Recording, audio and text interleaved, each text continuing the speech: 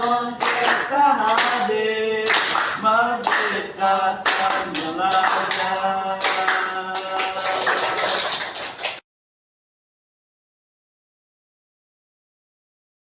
Perkenalkan, nama saya Ida Bukit Bagus Mardika.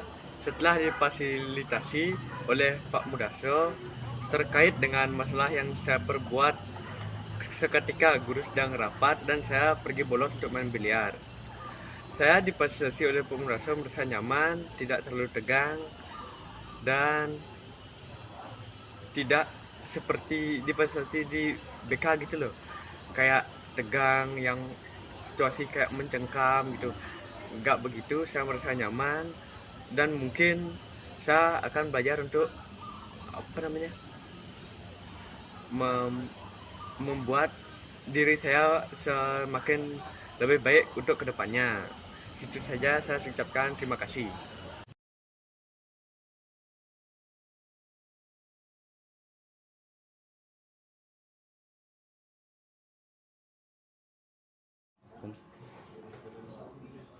Dah.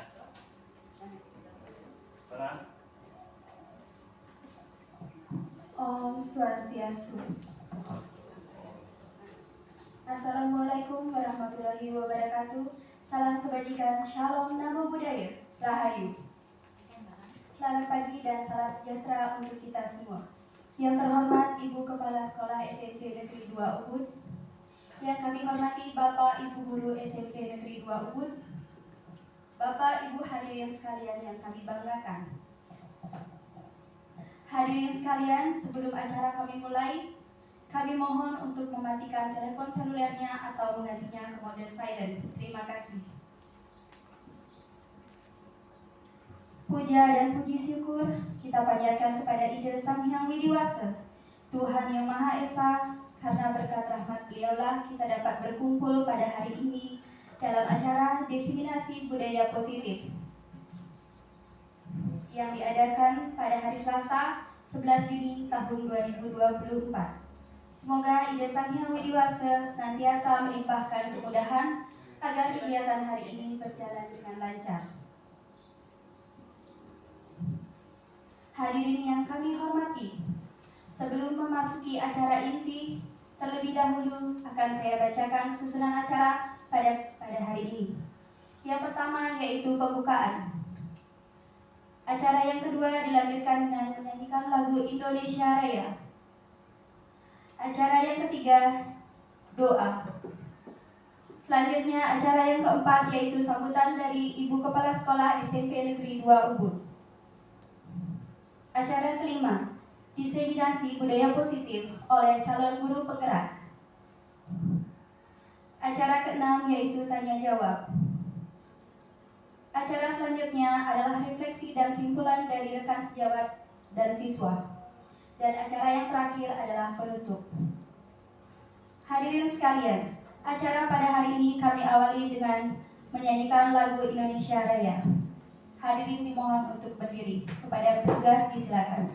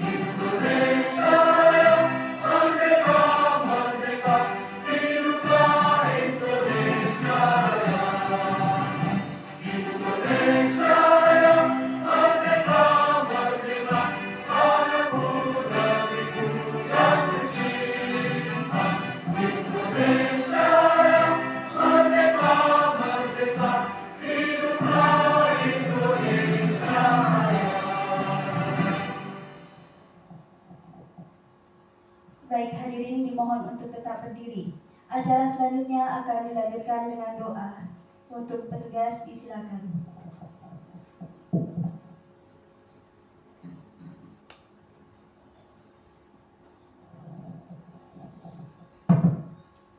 Hadirin sekalian, marilah kita memanjatkan doa ke hadapan Tuhan Yang Maha Esa bagi umat yang non-Hindu agar menyesuaikan. Karena doa akan saya bantu dalam agama Hindu. Tangan Amusti Karam. Om Swastiastu. Om Awigramastu Namo Shivaya. Om Adi Asya Paramachyuti Radhya Namustuti Surya Panghaja Madiastu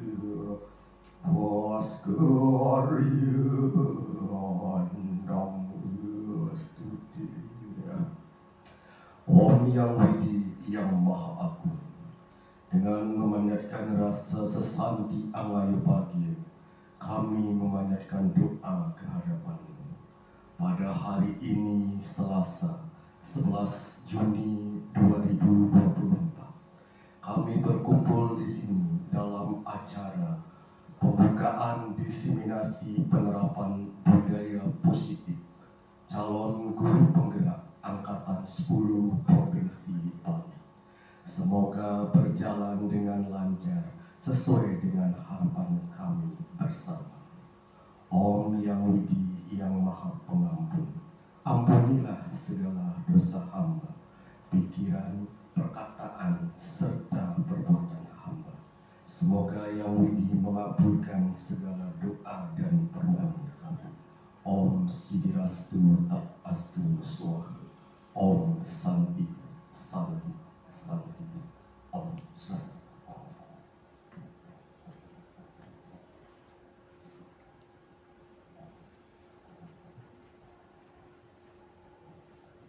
Baik hadirin, disilakan untuk duduk kembali. Baik hadirin, acara selanjutnya akan dilanjutkan dengan sambutan dari Ibu Kepala SMP Negeri 2 Ubud. Untuk waktunya kami silakan.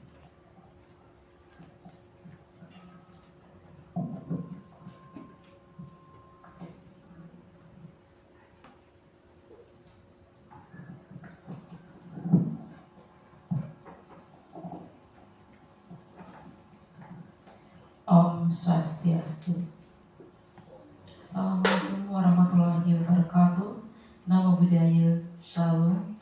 Salam kebajikan untuk kita semua. Rahayu.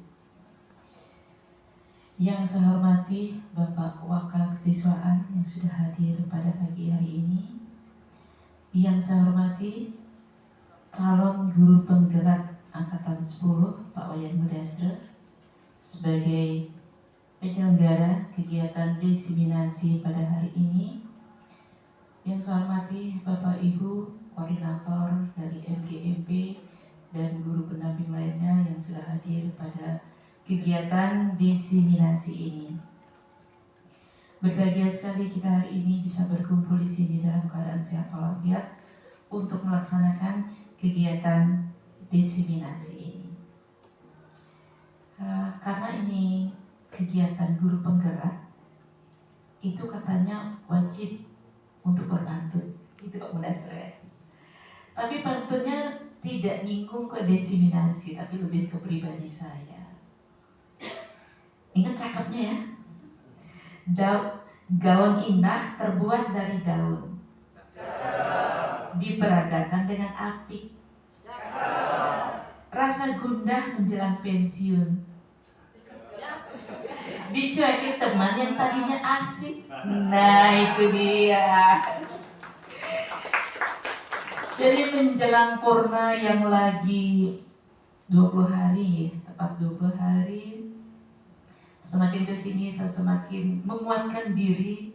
Karena bagaimanapun juga kesehariannya saya tidak akan dengan ribuan orang lagi. Kalau kemarin kan siswa aja 1000 ya, guru lagi 70-an, TU dan sebagainya. jadi boleh dikatakan ribuan orang, itu akan menyepi. Itulah wadah praste yang pada zaman kekinian. Jadi saya akan perlahan nanti keluar dari grup-grup yang di bidang kependidikan, mungkin dari grup sekolah juga akan mundur, agar bisingnya hiruk pikuk dunia kependidikan perlahan-lahan saya jauhi untuk melihat dari jauh secara sayup-sayup begitu. Tapi bukan berarti saya akan betul-betul nihil di dunia pendidikan, tidak. Jadi mungkin akan masih ada beberapa hal, kegiatan-kegiatan kecil di dunia pendidikan yang akan saya tekunin juga. Baik Bapak dan Ibu, kegiatan diseminasi ini mungkin ada beberapa teman yang masih gundah gulana, masih galau apa sih diseminasi itu.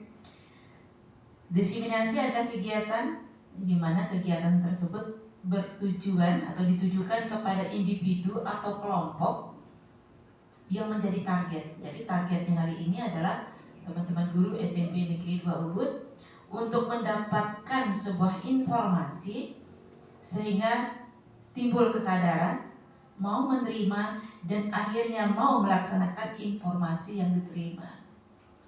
Jadi diseminasi itu ya menekankan nyampe informasi dan bagaimana informasi itu mau diterima. Banyak sekali pada era sekarang informasi itu berseliweran, sudah disampaikan, didengarkan, tapi diterima dengan setengah hati atau tidak mau diterima. Sehingga sebagus apapun program-program yang diluncurkan, kalau pelaksananya tidak berkolaboratif, tidak mau sungguh-sungguh melaksanakan, maka itu mubazir. Jadi sekarang kita coba mengetuk hati kita, melihat sebuah program atau sebuah ajakan yang positif, lalu mengeksekusikannya bersama-sama. Tujuan dari diseminasi ini adalah untuk memperluas dampak pengetahuan dari sebuah hasil riset atau sebuah penelitian atau sebuah program. Jadi si A punya program, dilakukan diseminasi sehingga Bapak dan Ibu terpapar lalu bersama-sama melaksanakan.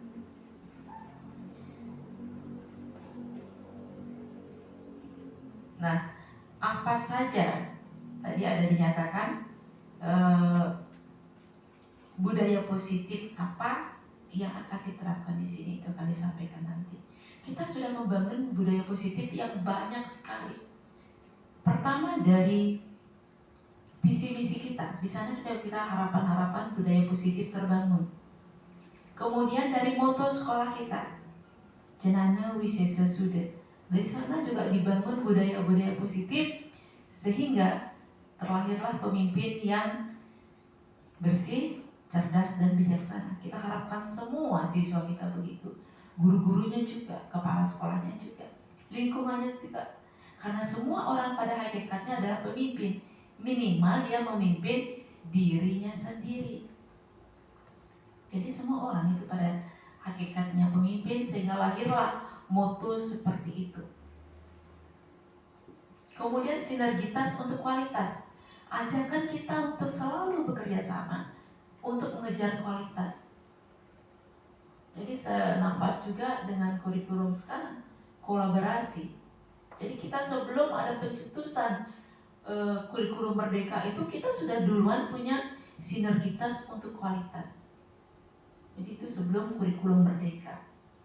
Nah, banyak lagi program-program kita yang semestinya bisa dikawal dengan baik agar kedepannya menjadi lebih baik dan pada saatnya menjadi yang terbaik dalam segala kegiatan yang kita lakukan.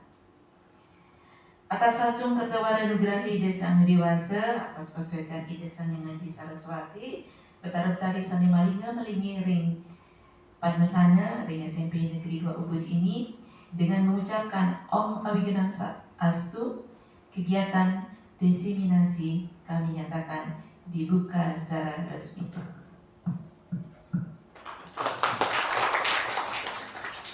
Ya, suksema. Sekian diselasi. Sekian dan terima kasih. Assalamualaikum warahmatullahi wabarakatuh. Namo Buddhaya, Shalom, salam sejahtera untuk kita semua. Rahayu, Om Santi Santi Santi Om. Baik, demikianlah sambutan dari Ibu Kepala SMP Negeri 2 Ubud. Untuk acara selanjutnya akan diserahkan kepada moderator. Baik, terima kasih MC yang cantik. Nah, untuk waktu ke depannya itu saya akan mengantar untuk kegiatan diseminasi ini ya, kurang lebih 1 jam ya, kurang lebih 1 jam. Nah, kegiatan diseminasi ini akan dibawakan oleh narasumber kita yaitu Bapak Wayan Mudastro, itu angkatan CGP angkatan ke-10 ya.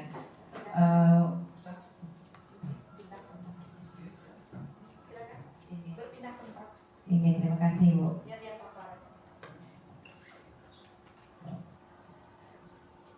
Baik, saya lanjutkan.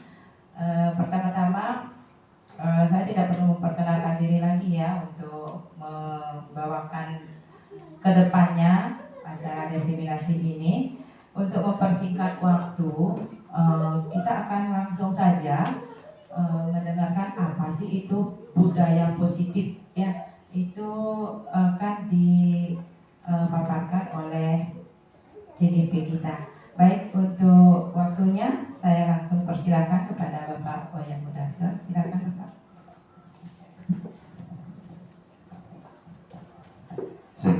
Baik, terima kasih Bu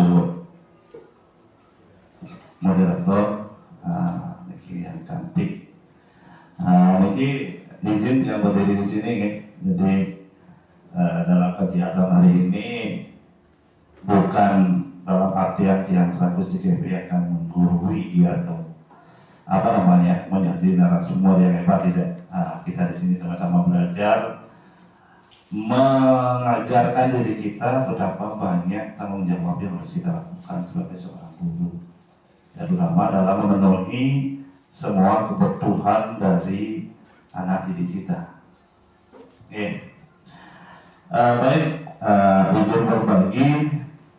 Niki, hari ini kita akan belajar mengenai penerapan budaya positif. Nah, Niki, Singapura Niki, apa itu ada yang serem Niki ya? Artinya budaya positif, propos serem bahasa Niki gimana? Ya, apa tuh? Mungkin Bapak Guru Niki banyak Niki dados guru tiang ini waktu tiang SMP, jadi udah banyak sekali menambahkan murid. Kalau tiang mungkin belum sebanyak Bapak Ibu. Dan jadi kalau bahasa yang itu Ibu sudah banyak sekali memberikan pengalaman kepada anak didik kita sehingga mereka sudah banyak yang sukses. Baik, penerapan budaya positif, silakan mohon next. Nah, dibantu next. Saya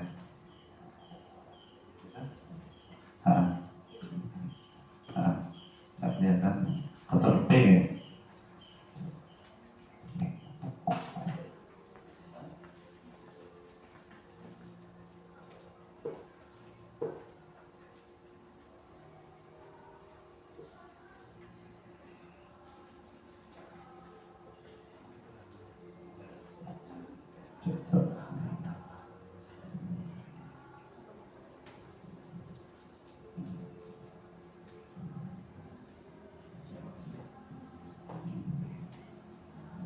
Oke, sebelum kita mulai, lihat dulu ya. Saya ada Bapak S. Vicky yang mungkin bisa memberikan semangat. Silakanlah di Oke. Nah, ini sederhana sekali ya. Oke.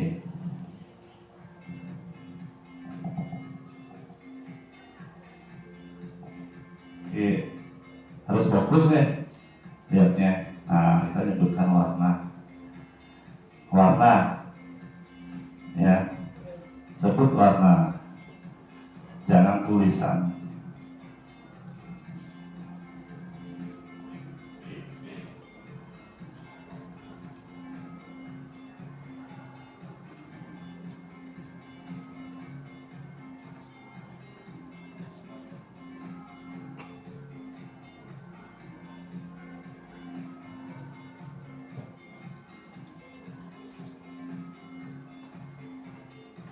Ingat, clue-nya sebut warna ya, jangan tulisan. Oke? Ya, dia sudah bermain, nanti kan mulai kita bermain sendiri dulu. Ya, untuk penyelenggara sambil mengetes diri kita.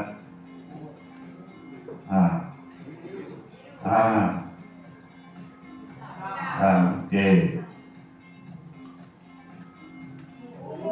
Benar. Sebutkan ya. Sebutkan. Ya. Oke, naik lagi levelnya ke atas sekarang. Belum.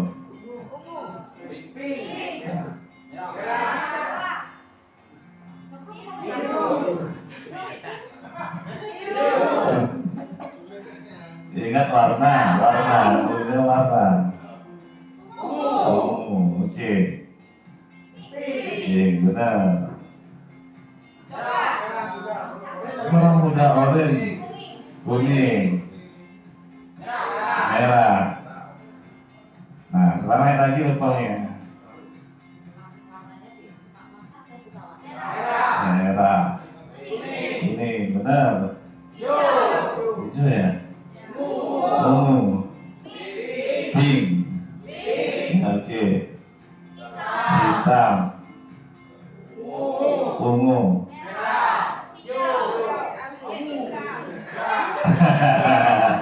Oke teman-teman, kita ya, terima kasih banyak ya untuk karena dia melihat Pak Kadek lagi merenung, dia nggak tahu renungnya apa. Coba next dulu, ya next. Oke, nah sebelum kita mulai belajar, ini nanti kita akan belajar lainnya juga ya. Nah tadi saya coba mengutak-atik mengenai keyakinan kelas saat berdiskriminasi nanti, saat kita nanti belajar. Itu saya selipkan beberapa, nanti silakan direvisi dan diberikan masukan, ada penambahan atau yang tidak cocok. Yang pertama datang tepat waktu, yang kedua saling menghargai, yang ketiga mendengarkan saat ada teman berpendapat, yang keempat izin jika mengisi ke belakang. Nah, apa yang perlu ditambahkan dari 4 hal ini? Apa yang Bapak Ibu ingin tambahkan? Mungkin makan lebih awal atau kegiatan lebih awal selesai, boleh. Apa yang perlu ditambahkan? Nanti kita kaji dari keyakinan kelas dulu. Apa yang perlu ditambahkan lagi? Oh, buang sampah, menjaga kebersihan. Ya, menjaga kebersihan kelas kita. Ada lagi? Terima kasih Pak Dewa.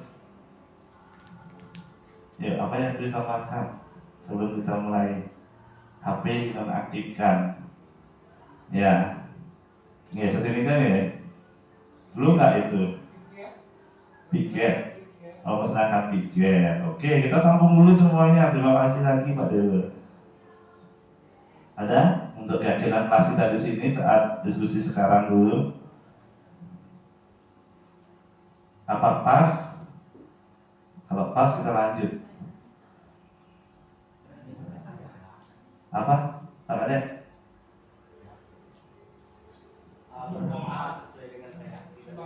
Ya, berdoa. Ditambahkan lagi berdoa. Oke, silakan nanti kita sepakat itu ya. Mungkin nanti kita makan untuk berdoa dan menjaga kebersihan. Silakan kemudian kita makan, nanti bisa dimasukkan ke dalam kegiatan kita. Baik, next. Nah, Niki ada kasus. Saya kasih kasus dulu nih. Sebelum saya ke materi, saya kasih kasus dulu. Roy, siswa kelas 7, saat dia bermain dengan temannya, tanpa disengaja dia mendorong temannya, dia menyebabkan kaca jendela, maksudnya nih kaca jendela pecah. Sebagai seorang guru, apa yang Anda lakukan terhadap Roy? Oke, nih, benar nggak ada kasus kayak gini bro? Benar. Oke, mantap sekali ya. Nah sekarang saya bagikan sedikit aja buat Bapak Ibu guru. Mungkin ini nanti bisa dituliskan jawabannya. Ini kan menurut Bapak Ibu guru ya, apa yang Bapak Ibu guru lakukan apabila terjadi kasus seperti itu. Oke, ini ada Pak Dewo yang di kesiswaan dan BK, ada Pak Made, ada teman-teman juga yang jadi wali. Nah ini kita akan belajar mengenai nanti masalah restitusi. Ini ujungnya di sana. Baik, berikan skripsi izin.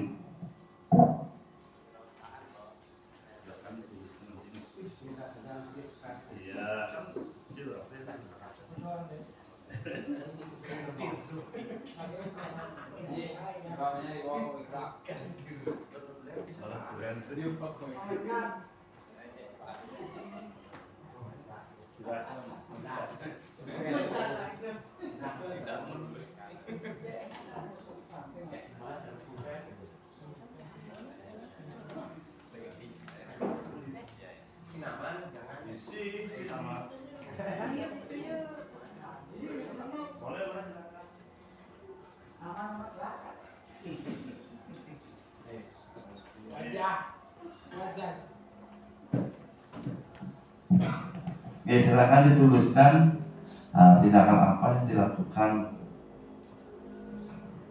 jika menemui kasus ini terjadi benar loh di sekolah kita ya.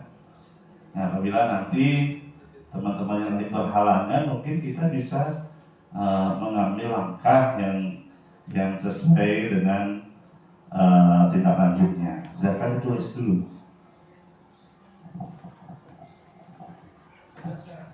Ini enggak ulangan nih, tidak perlu mencontek. Sesuai dengan kata hati ditulis. Iya, ada teorinya.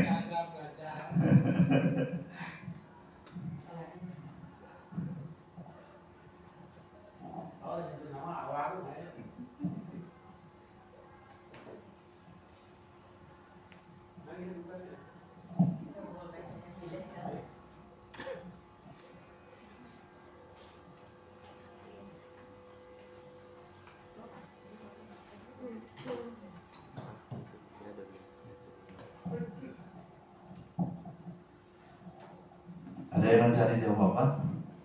Tidak. Ya, tergantung ya. Nanti tergantung Bapak Ibu mau tulis apapun boleh sesuai dengan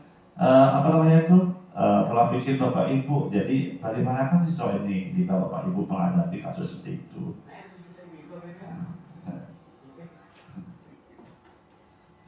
Dan ini real terjadi kasusnya waktu ini.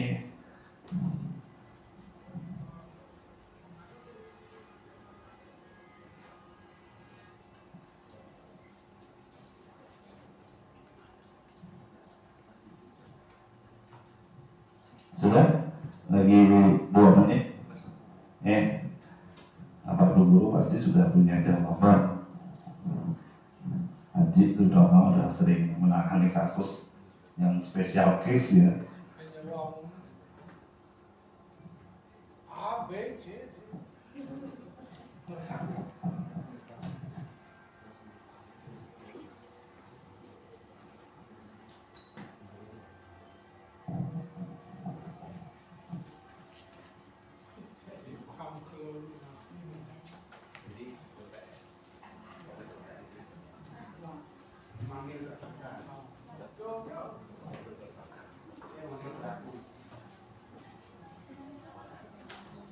Sudah nih, Bapak Ibu? Belum?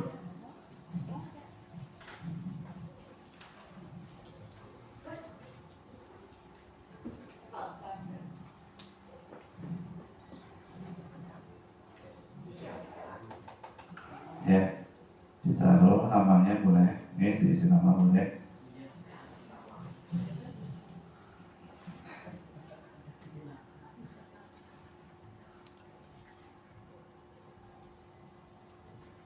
Sudah, Pak Made? Pak Made kayaknya berpikir sekali ini. Sudah sering menangani kasus di sekolah.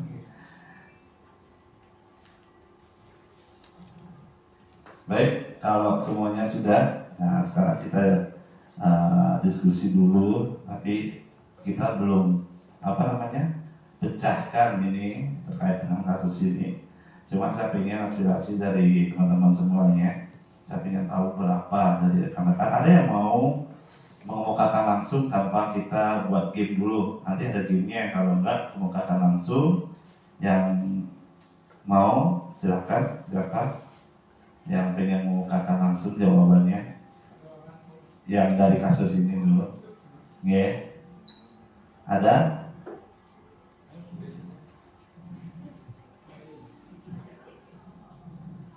Kalau tidak ada, kita lewat game. Haji, tapi kita lewat game aja miliknya.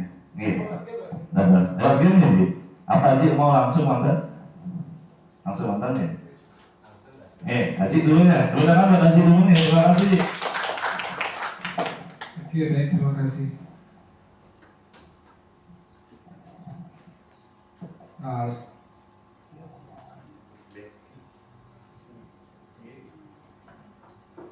Baik, karena ini kasus yang mungkin sering terjadi di sekolah kita, mungkin di sekolah lain pun terjadi. Seorang siswa dalam hal ini bernama Roy itu tanpa sengaja mendorong temannya sehingga temannya tersenggol di pas kena jendela kaca jendela ya, sehingga kaca itu pecah. Jadi semua kejadian yang seperti ini biasanya dilaporkan oleh temannya yang melihat demikian. Setelah itu tentu langkah-langkah selanjutnya seorang guru yang mendapat laporan yang pertama tentu memanggil Roy.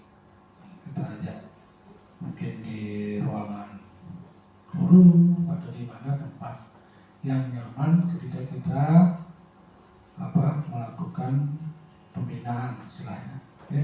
Karena tempat itu menurut di BK tidak memandang harus disuruh tempat yang formal, tidak harus di ruangan khusus, tidak boleh dimanapun asalkan itu situasi nyaman. Baik, secara inti yang kita panggil si Roy, cross check dulu kebenaran dari laporan temannya, apakah benar dia mendorong temannya sehingga menyebabkan kaca jendela pecah. Satu, ini adalah sesuai dengan judul budaya positif. Pertama adalah kita mengecek kejujuran. Satu, ya, kejujuran kita tes dulu budaya positifnya di sana. Jadi kalau dia sudah jujur mengakui, tentu kita akan sampaikan akibat dari perbuatannya, karena kita memiliki tata tertib di mana tertera ada salah satunya apabila salah satu siswa memecahkan jendela baik sengaja maupun tidak sengaja. Artinya apa? Walaupun dia tidak langsung memecahkan, contohnya dia mendorong teman juga menyebabkan pecah, berarti dia harus bertanggung jawab mengganti jendela yang pecah. Itu yang budaya positifnya adalah mempunyai rasa tanggung jawab. Itu dua hal yang saya lihat dari kasus ini. Untuk menjadi siswa, dia punya rasa jujur, kemudian rasa tanggung jawab. Nah, itu dua hal kiranya yang terkandung di dalam kasus ini.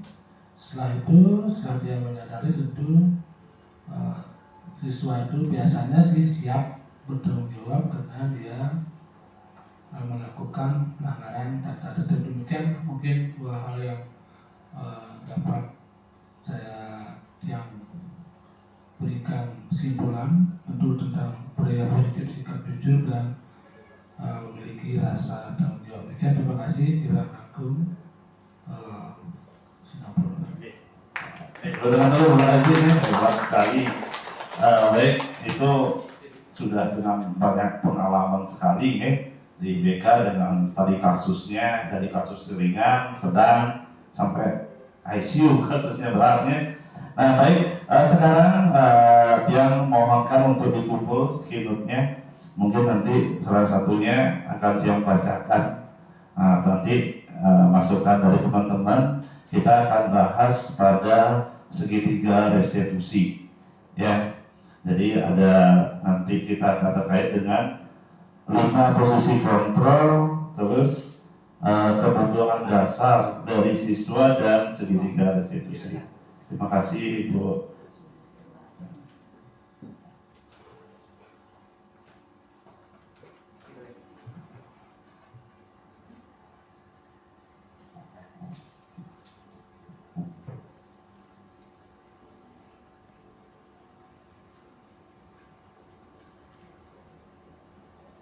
Baik, saya bacakan salah satu ya, ini dari Pak Kadep Wipayana. Mengajak siswa tersebut untuk diskusi dan barang siapa yang melakukan kesalahan harus bertanggung jawab atas perbuatannya dan siap menggantinya. Oke. Ya, tadi yang bersama sama Ajik ya.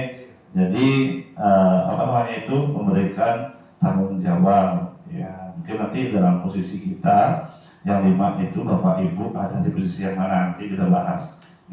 Nanti kita bahas ini, pertanyaan ini dengan materi yang akan kita koordinasikan sekarang. Baik, next.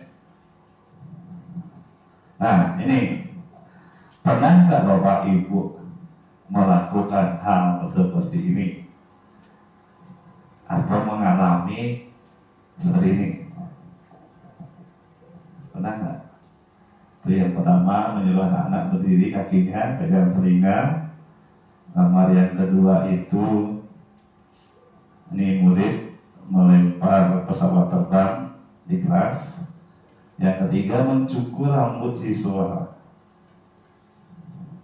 Ya, pernah apa tidak? Ya, dipikirkan dulu ya, mana yang pernah dilakukan. Next, kena. Oke. Nah, sekarang kita menuju ke budaya positif. Nah, ada gambar Bapak Kiai Haji Dewantara selaku pencetus dari kurikulum kita yang ada sekarang.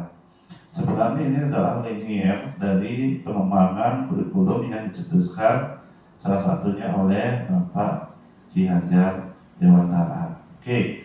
Nah, dalam rangka menciptakan budaya positif, penerapan disiplin positif dipraktekkan untuk menghasilkan individu berkarakter disiplin seperti yang dikatakan Haji ini, santun, jujur, peduli dan bertanggung jawab. Jadi benar sekali apa yang disampaikan Haji dan Pak Kadek dalam desanya itu jujur, bertanggung jawab. Nah, teman-teman sekarang bagaimana cara kita memberikan anak itu penyadaran agar dia mau jujur dan bertanggung jawab? Apakah dengan menghukum, apakah dengan melakukan tindakan yang mungkin agak keras kayak zaman dulu, atau pendekatan yang humanisme? Nah, itu nanti yang akan kita diskusikan. Next, Oke.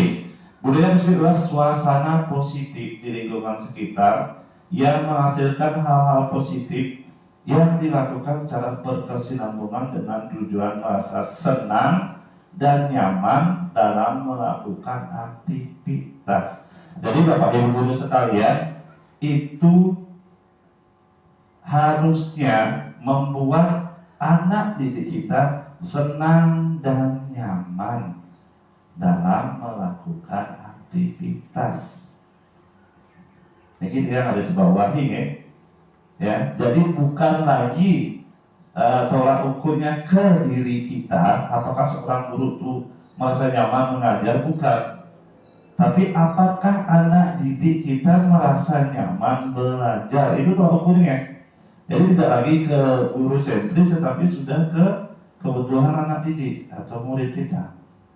Ini pengembangan yang sekarang, jadi tolong diperhatikan. Naik sana. Nah, Niki ya Niki. Ini akan kita pelajari ya terkait disiplin positif. Salah satunya adalah Dr. William Deser. Nah, ini penemunya. Orang itu ada mempunyai motivasi dalam melakukan tindakannya.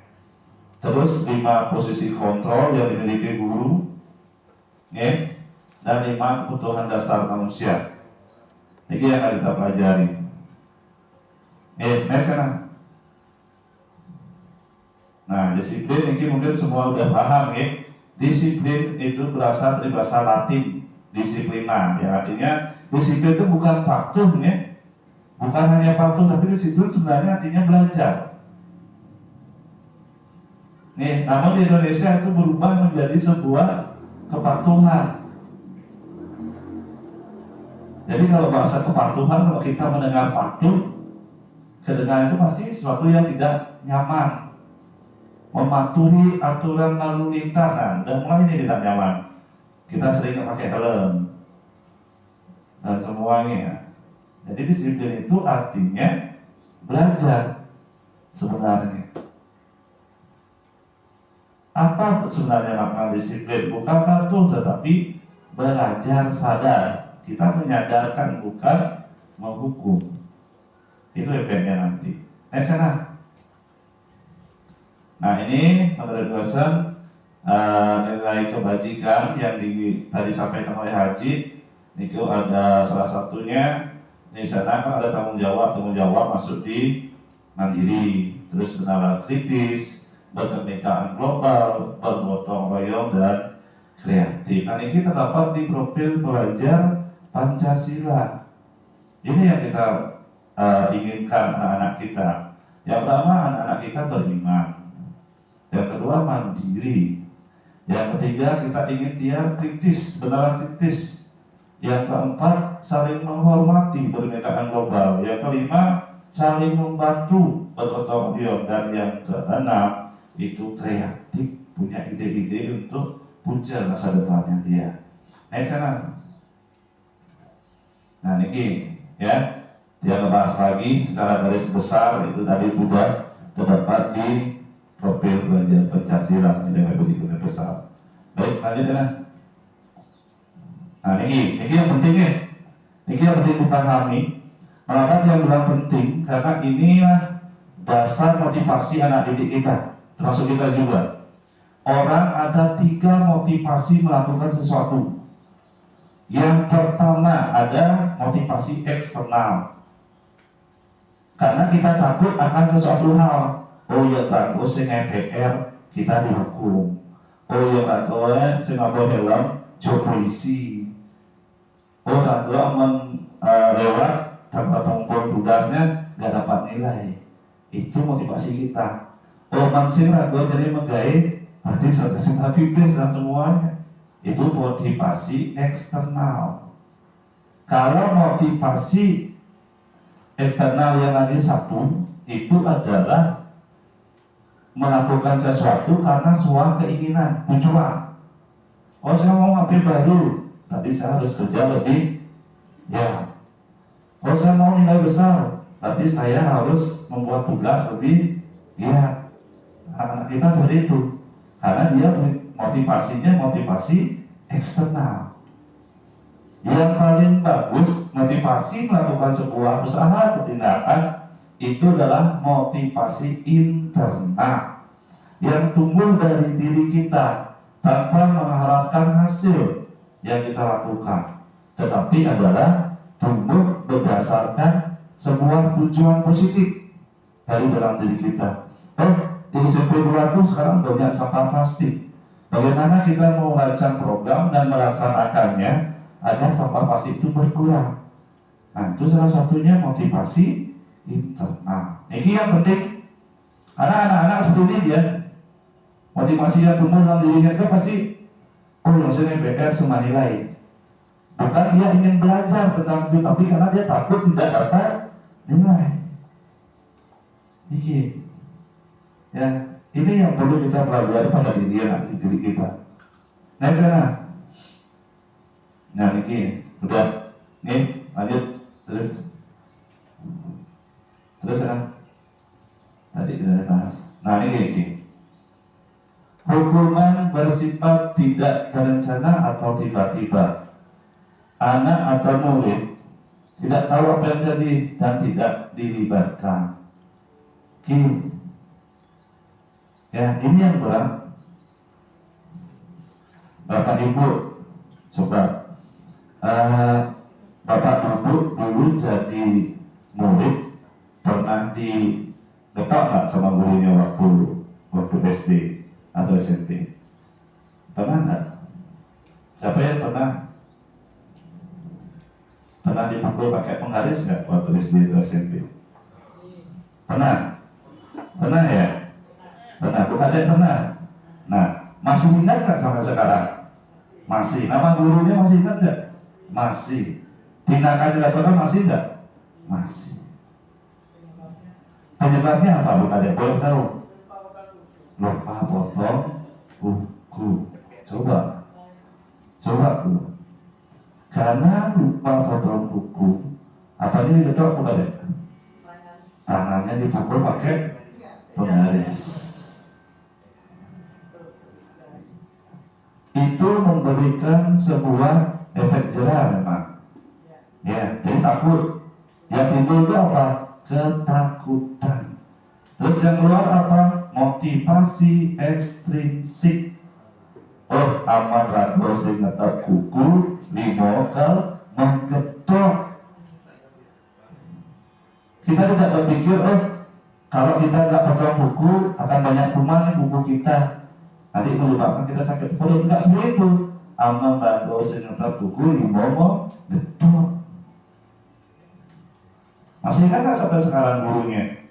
Nah, hukuman itu akan mengakibatkan rekam jejak digital yang diingat sama murid kita. Akan selalu diingat.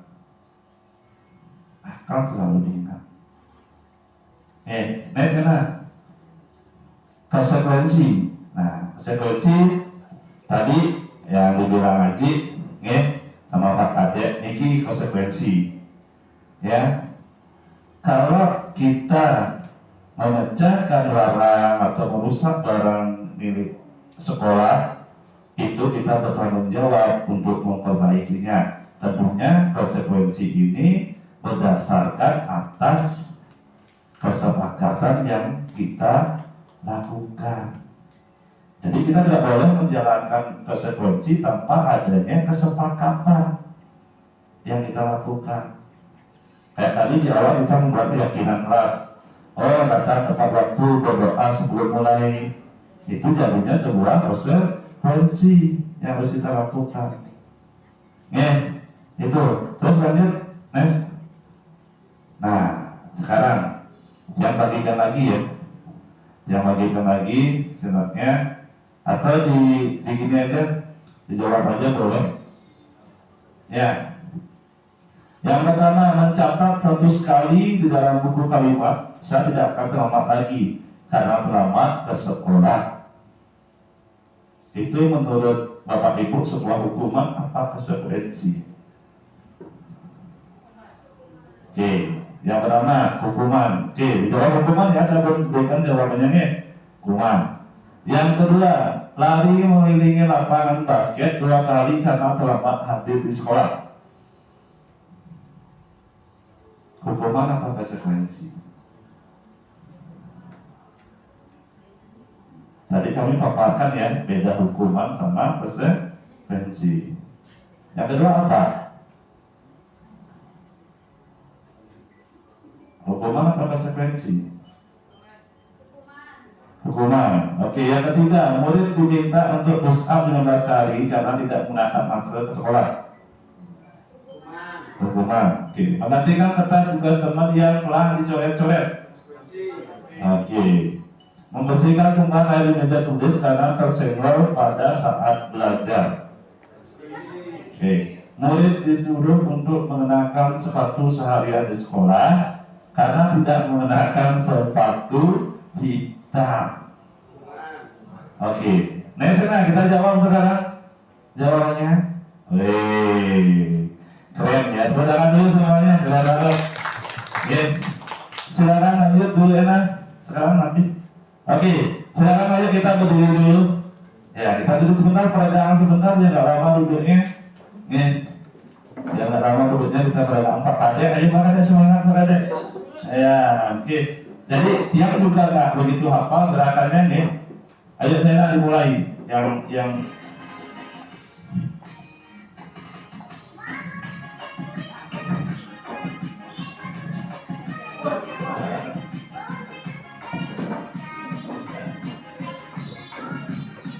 Yuk. Jadi kalau anak pasti normal ya nih ya.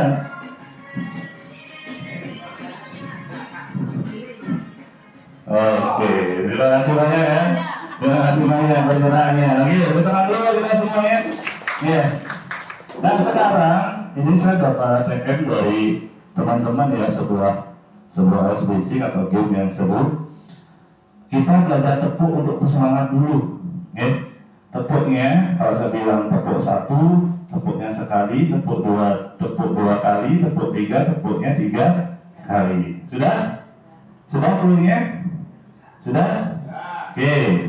Tepuk 1, tepuk 2, tepuk 3, 1. Nah, nggak konsen nih. Cluenya ingat. Oke. Sudah?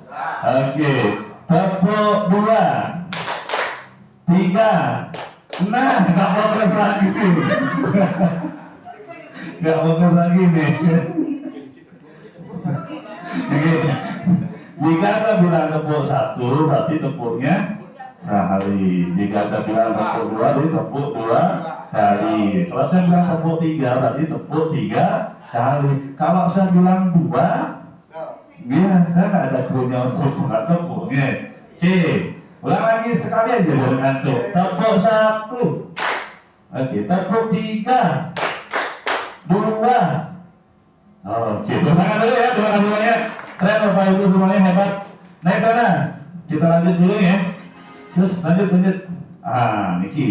Tadi sudah kita paparkan ya.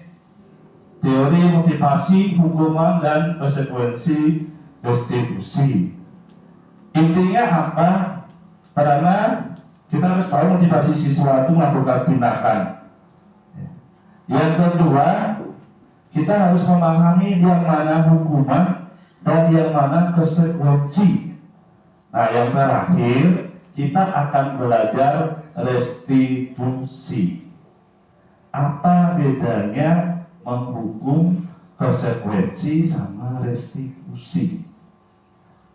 Nih, yang ditulis Bapak Ibu tadi pada speaking note ini sudah berapa ada yang merestitusi. Jadi restitusi itu adalah mengajarkan murid jika melakukan sebuah kesalahan itu mencari sebuah solusi dari permasalahan yang dia lakukan, bukan memberikan hukuman. Ini doang dipertegas Niki.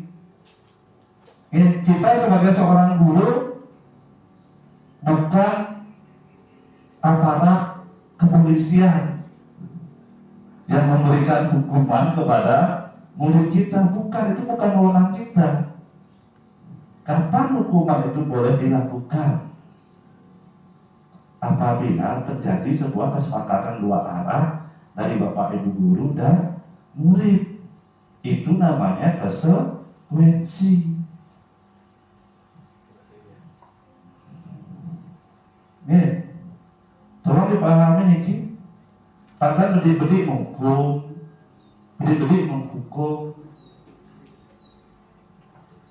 ya, kita merestitusi. Kasarnya orang kalau kita pertegas lagi menyadarkan. Mungkin nanti ada pertanyaan nih, Pak, Bang Pak tidak sadar gimana Pak? Nah, itu ada langkah-langkahnya nanti. Makanya satu poinnya nanti itu adalah kolaborasi. Jadi Bapak Ibu nggak mungkin bisa selesaikan masalah sendiri, nggak bisa itu. Ada wali, ada guru BK, ada rekan-rekan sejawat, ada rekan-rekan NGP, ada ibu kepala sekolah dan manajemen, ada orang tua. Banyak yang harus kita ajak berkolaborasi untuk mengamankan satu anak kita. Saya tanya lagi sama Bapak Ibu, Bapak Ibu mengenal nggak masing-masing karakter anak-anak didik kita? Mohon izin ya Bu Moderator dan Bapak ini. Oke, terima kasih. Bapak Ibu paham nggak masing-masing karakter anak didik Bapak Ibu? Tahu nggak permasalahannya apa dia, latar belakangnya apa? Saya contohkan kemarin Dr. Heriawan ya Pak Iris. Dr. Heriawan itu salah satu anak kita yang berkesulitan atau dia mempunyai anak istimewa ya, anak berkebutuhan, karena dia belum belajar membaca. Bapak Ibu paham nggak mengapa dia nggak belajar membaca? Karakter keluarga kayak apa? Permasalahannya dia dihadapi apa? Pernah nggak didalami hal seperti itu? Atau Bapak Ibu hanya bisa mengejar satu komponis, ya semacam. Padahal kita nggak tahu latar belakangnya apa sebenarnya. Yang waktu itu salut ya Pak Eris, Bu Asri, ya termasuk dia dan teman-teman yang lainnya mungkin Sarang Bu Embun dan semuanya itu mengajak saat jam istirahat tadi Pak Eris ngajar abjad sambil bernyanyi, begitu juga Bu Asri dan semuanya. Itu yang mesti kita lakukan. Jangan mempunishment anak. Nggak boleh itu sama sekali. Karena apa? Karena dia punya motivasi tindakan yang tadi kita bahas. Mengapa dia seperti itu? Oh dia nggak pernah masuk, mungkin itu masalah keluarganya, nggak ada yang ngurusin.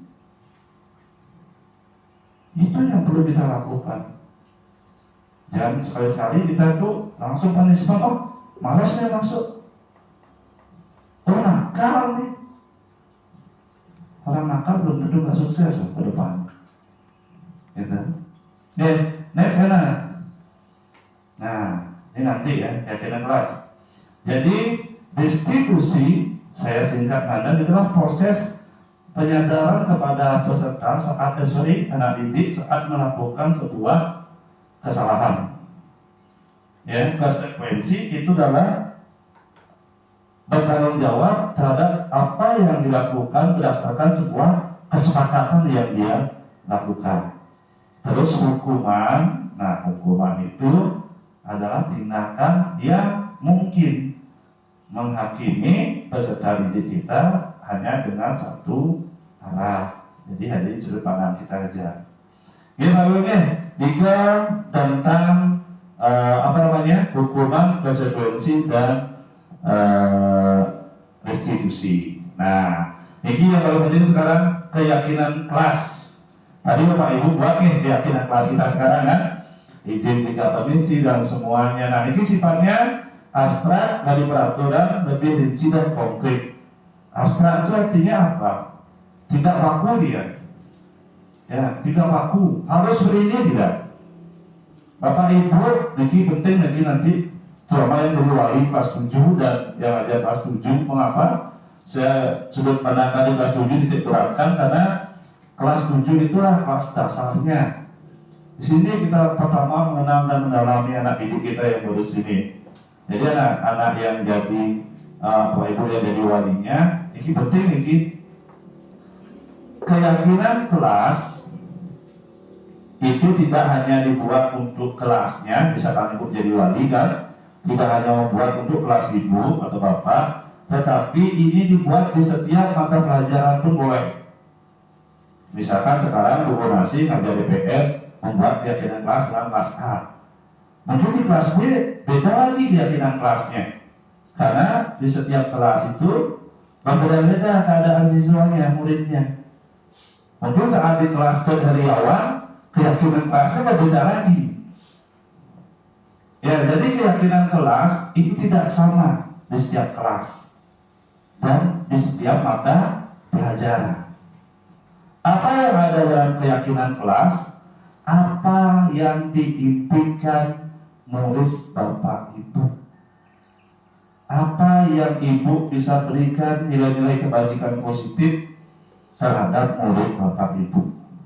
Contoh tadi, tidak buang sampah sembarangan Pak, misalkan. Kalau kita lupa menjaga kebersihan kelas dan lingkungan, jangan sampai ada kata tidak, harus dengan kata positif.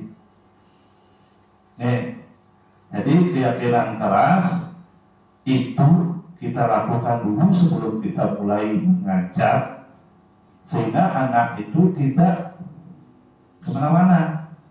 Saat kita mengajar dia tertib, saat kita mengajar dia menghargai kita.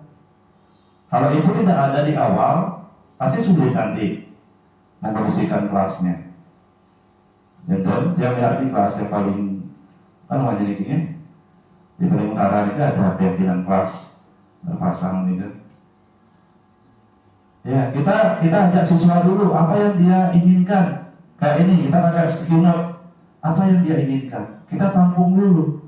Terus kita sepakati, kita benarkan, arahkan ke nilai kebaikan, menjaga kebersihan. Mungkin dia tidak membuang sampah, nah kita lupa menjaga kebersihan. Tidak luput, nah kita lupa saling menghargai. Enten, paham ini Pak Ibu nih? Ini benar-benar penting ini, dia berbagi ini izin dan menggurui ini penting sekali ini keyakinan kelas ini. Nanti yang harapkan setiap wali ini punya, gitu. Dan setiap guru ini ada setiap kelasnya. Nanti arahnya dia ke catatan guru, gitu. Makanya kita akan mendalami karakter siswa masing-masing. Ya. Jadi itu yang saya tuliskan di depan. Itu beberapa contoh pembentukan keyakinan kelas. Next sana. Nah, ini caranya. Bisa ditempel di papan dulu pakai ini. Skin note ini. Atau buat kertas besar itu biar kertas plano ditempel skinotnya boleh. Nanti kita saring, kita kaji lagi, kita buat misalkan 4 atau 5 keyakinan kelas mulai. Next kan? Nah ini yang paling penting mungkin anak kita, bapak ibu pasti sampun paham yang yakin karena sering mendidik anak, sering mendidik murid. Inilah kebutuhan dasar manusia. Ada penguasaan, ada kasih sayang, terus ada kesenangan, ada kebebasan, dan yang paling penting itulah survival atau bertahan hidup. Jika salah satu kebutuhan ini tidak terpenuhi, maka akan terjadi perbedaan antara anak itu dengan orang lain. Itu pasti itu. Oh iya, yang masuk. Tapi ada salah satu dari 5 kebutuhan ini yang tidak terpenuhi. Pasti nih kan? Ini tugasnya kita sebagai guru, terutamanya wali. Kita tahu apa penyebabnya nih. Mengapa? Itu yang mesti kita paham. Ya, anak itu butuh penguasaan, dia butuh pengakuan. Makanya misalkan dia tidur 1 jam. Kenapa kamu tidur? Kamu malas ya? Berarti kita nggak memberikan pengakuan pada dia. Kita cari dulu apa penyebabnya dia seperti itu. Nah ini kan 5 kebutuhan dasarnya sana. Terus, nah ini 5 fungsi kontrol. Ya tadi bahasanya ada menghukum, ada membuat rasa bersalah, ada teman, ada pemantau, ada manajer. Ini 5 posisi kontrol kita. Kita jadi seorang guru, ini 5 posisi kontrol kita. Kita bisa menjadi penghukum, pembuat rasa bersalah, teman, pemantau, atau manajer. Yang paling dihindari itu adalah penghukum dan pembuat rasa bersalah. Ini harus dihindari sekali, ini. Kayak tadi Bu Nasi bilang, masih ingat sampai sekarang. Karena guru itu mestikan dirinya sebagai seorang penghukum dan memberi rasa bersalah. Jadikanlah diri kita sebagai manajer. Ya, jadikan diri kita itu nanti sebagai teman, sebagai pemantau. Nah, sekarang. Nah, ini langkah-langkah yang tadi. Nah, sekarang kita jawab ini.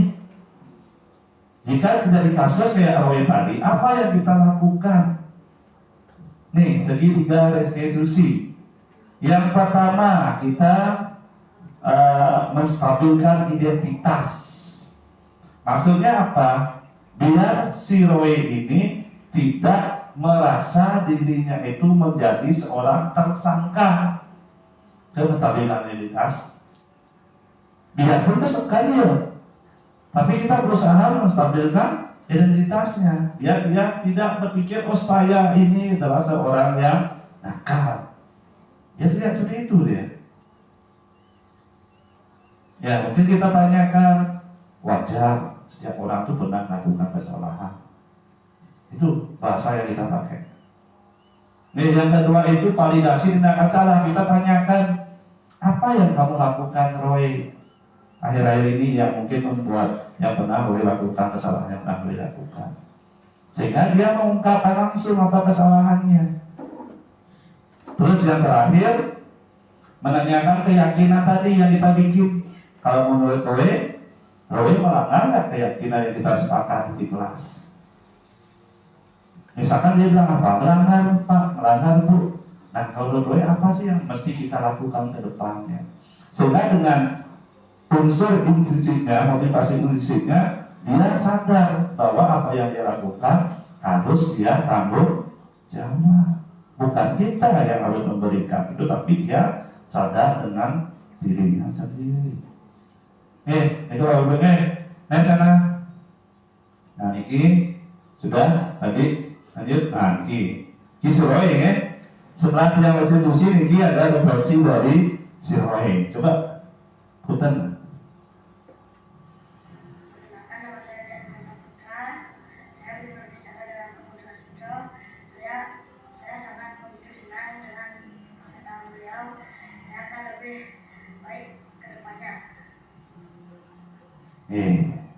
Itu dari Roy.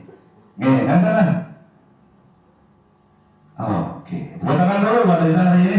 Ya, saudara nanti apa yang kita berdasarkan kita melekat sedikit nih, walaupun tidak banyak yang bisa dibahas, mungkin sedikit suatu. Ada pertanyaan? Mungkin saya serahkan dulu ke Bu Dato. Terima kasih Bu Dato. Baik, terima kasih Bapak Mudastra. Nah itu tadi sudah dipaparkan mengenai apa itu budaya positif, yang di dalamnya masih terdapat tentang disiplin positif, kemudian segitiga restitusi, kemudian ada keyakinan kelas, kemudian teori motivasi dan kebutuhan dasar manusia dan dunia berkualitas. Ya. Ada apalagi restitusi 5 posisi kontrol. Nah dari apa yang disampaikan oleh Bapak Mudastra, kira-kira dari teman-teman guru ada nggak yang ditanyakan atau mungkin memberikan masukan kali? Kalau tidak ada yang bertanya, silakan Bapak Ibu Guru, kami berikan waktu untuk mengajukan pertanyaannya. Baik, Bapak Sudito, silakan.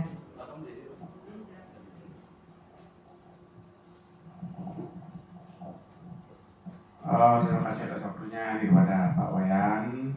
Saya juga sangat berterima kasih untuk kesempatan ini sudah mendapatkan ilmu. Saya katakan ilmu karena dari hal yang belum saya begitu pahami menjadi bertambah paham meskipun tidak sempurna. Nah dari yang telah dipaparkan tadi ada satu tema rusuk yang saya garis bawahi, yaitu restitusi. Nah tentang restitusi tersebut, apakah sepenuhnya keputusan akhir mutlak apa yang disampaikan oleh siswa itu kita pakai, atau sebagian beberapa persen? Tentunya dari restitusi tersebut kita akan mengambil keputusan terhadap sebuah studi, terhadap sebuah kasus. Nah dari proses restitusi tersebut berapa persen persentase kemungkinan terpakainya keputusan tersebut? Apakah mutlak apa yang diharapkan oleh siswa kita pakai, atau justru kita menambahkan, atau bagaimana? Nah itu bagaimana kira-kira untuk restitusi tersebut. Silakan, terima kasih atas kesempatannya, semoga sukses. Oke, terima kasih Bapak Sudiko atas pertanyaannya. Mungkin kita dijawab dulu Pak Mudasro apa untuk penanya kedua? Baik, untuk penanya selanjutnya biar sekalian nanti. Oke, untuk penanya kedua silakan Bapak Eris. Terima kasih atas waktunya. Mungkin ada satu poin yang ingin saya tanyakan terkait proses pembelajaran di kelas yang saya lakukan selama ini di awal pertemuan pertama itu saya selalu mengadakan kesepakatan dengan siswa. Misalnya bagaimana cara kita menjaga suasana belajar yang kondusif. Dia mengadakan kesepakatan dengan siswa. Kalau seandainya ada yang melanggar, bagaimana solusinya kan gitu. Dia jalankan seperti itu. Sekarang dalam kesempatan ini saya ingin tanya apakah sudah benar seperti itu langkah yang saya lakukan. Ini saya minta penguatan dari Bapak Mudasro, karena ketika sudah berjalan ada beberapa siswa yang melakukan melanggar dari kesepakatan yang telah kita buat di awal, itu langsung yang ambil tindakan. Misalnya mengerjakan tugas, ada tugas tambahan. Tapi secara alurnya dia selalu adakan pendekatan dulu untuk mengetahui apa masalahnya. Sekali dua kali mungkin dia mengadakan pendekatan, kalau lebih dari mungkin langsung dia ambil tindakan. Itu yang dia tanyakan, apakah langkah dia sudah benar atau perlu disempurnakan lagi. Nih, sekian waktu. Baik, terima kasih Bapak Eris atas pertanyaannya. Ini pertanyaan yang pertama itu dari Bapak Sudiko mengenai restitusi. Apakah nanti hasil dari siswa seberapa persen akan diambil? Apakah guru juga berperan di sana? Mungkin nanti bisa dijawab ya Bapak ya. Kemudian yang kedua itu pertanyaan dari Bapak Eris mengenai kesepakatan kelas. Karena sudah dibentuk kesepakatan kelas di awal, kemudian ada sebagian siswa yang melanggar, sudah diambil tindakan mungkin dari kesepakatan itu, konsekuensinya apa? Apakah sudah benar atau tidak dari apa yang dilakukan oleh Bapak Eris? Silakan disampaikan Bapak. Ya, itu dari sekali ya, menurut juga teman-teman semuanya. Menjawab dari pertanyaan yang pertama itu ada sedikit berapa persen diambil dari proses restitusi itu terhadap tindakan yang dilakukan atau tindakan kepada siswa. Seperti itu ya Pak Ade. Ya. Kembali lagi ke motivasi awal. Jadi motivasi orang melakukan tindakan, tentunya Pak Made bersama-sama di OSIS selama ini pasti sudah paham sekali psikologi anak ya. Jadi anak-anak yang mungkin berpura-pura jujur dan semuanya. Jadi kita tetap pertama mendalami permasalahan yang ada. Kedua, latar belakang masalah yang mungkin terjadi. Terus yang ketiga, kolaborasi Pak Made ini penting ini. Kayak yang waktu ini kasusnya Pak Made yang Made kita pecahkan bersama nih minti nih berkolaborasi dengan satu orang tua, manajemen sekolah dan semuanya. Ini penting, tidak bisa kita menyelesaikan kasus itu sendiri. Jadi berapa persen kita ambil tergantung dari murid yang mengalami kasus. Kalau kasusnya kayak yang kemarin kita pernah terjadi ya, kasus minti itu, murid ini terus nggak jujur. Sekali kita restitusi nggak jujur, 2 kali nggak jujur lagi, 3 kali nggak jujur. Kita collab, cari ke rumahnya. Kita collab lagi, cari teman-temannya. Kita collab sampai kita ngecek ke ambulan ini, Sampai kita ada intel itu waktu nikah. Nah itu salah satu cara kita. Jadi berapa persentasenya tergantung dari berapa besar atau bagaimana karakter siswa kita, murid kita. Makanya di awal itu ada analisis pembelajaran awal atau yang sering disebut analisis diagnostik. Jadi kita tahu anak ini seperti apa gitu. Gimana ya? Setidaknya, jadi persentasenya itu tidak kita ukur dengan apa yang terjadi saat kita hadapi, tapi kita harus lihat dulu, kita harus cek dulu kebenarannya semua. Nah, itu yang pertama, mudah-mudahan bisa memberikan sebuah solusi ya. Jadi kalau kurang silakan dikuatkan lagi, tambahkan lagi. Untuk Eris, yang kedua dari Pak Eris,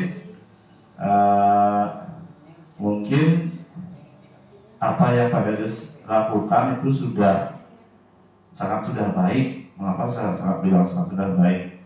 Karena terus terang aja itulah yang sebenarnya namanya keyakinan kelas.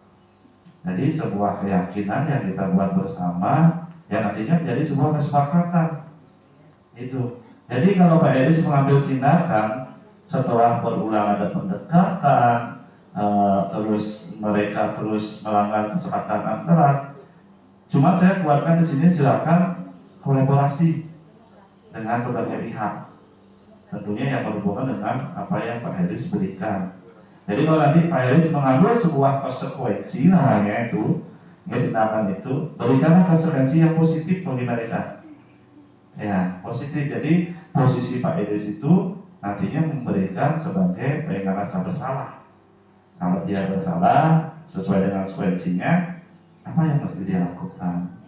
Mungkin dia memelihara halaman, atau mungkin dia mencari tahu tentang budayanya dia dan semuanya sesuai dengan mata pelajaran yang kita ampu. Ya sudah itu Pak Eris, terima kasih banyak, terima kasih juga dari rekan-rekan Bu Moderator, silakan. Baik, itu penyampaian dari pertanyaan dari Bapak Sulika dengan Bapak Eris. Mungkin karena waktunya sudah melebihi ya dari yang ditentukan di awal, kita akan sudahi saja untuk kegiatan diseminasi budaya positif ini. Nah, untuk waktu saya akan kembalikan kepada MC.